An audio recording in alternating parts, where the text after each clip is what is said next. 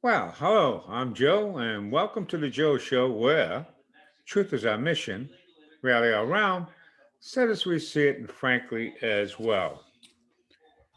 Few from the Senate and fewer from the House of Representatives know who Diocletian was, but they should. All the members of the House and the Senate are well aware that our founding fathers and the Constitution allow for just one and only one president. No longer. It's official.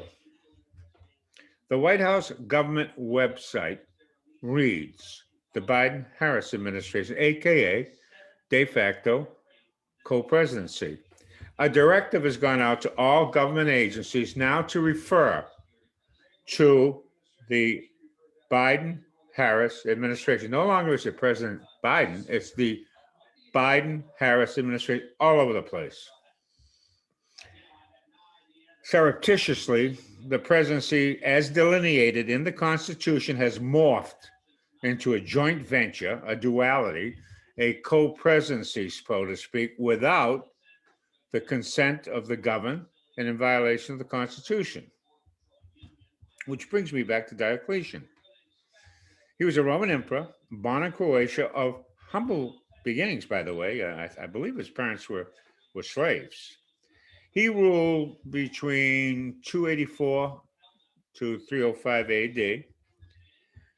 And when he became emperor, the empire was in absolute decline. It was teetering on the brink of collapse. So what he did in effect was he divided the empire into eastern and western halves, and thereby creating a structure known as the triocracy, and which was basically fundamentally the rule of four. So you'd have an emperor from the east, an emperor from the west, and underneath both of these emperors, a Caesar, both in the east and the west, which would be co-equal to what we would call a vice president today in that sense. And the reason ostensibly why this was done was to better manage and a hopelessly divided empire, as I mentioned earlier, which about to collapse under its own weight. Now, it didn't work because, 150 years later, Rome did in fact collapse.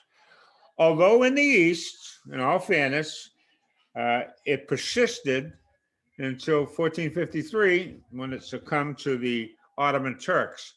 So that's a pretty long reign, otherwise known as the Byzantine Empire, at about the cusp of the age of exploration.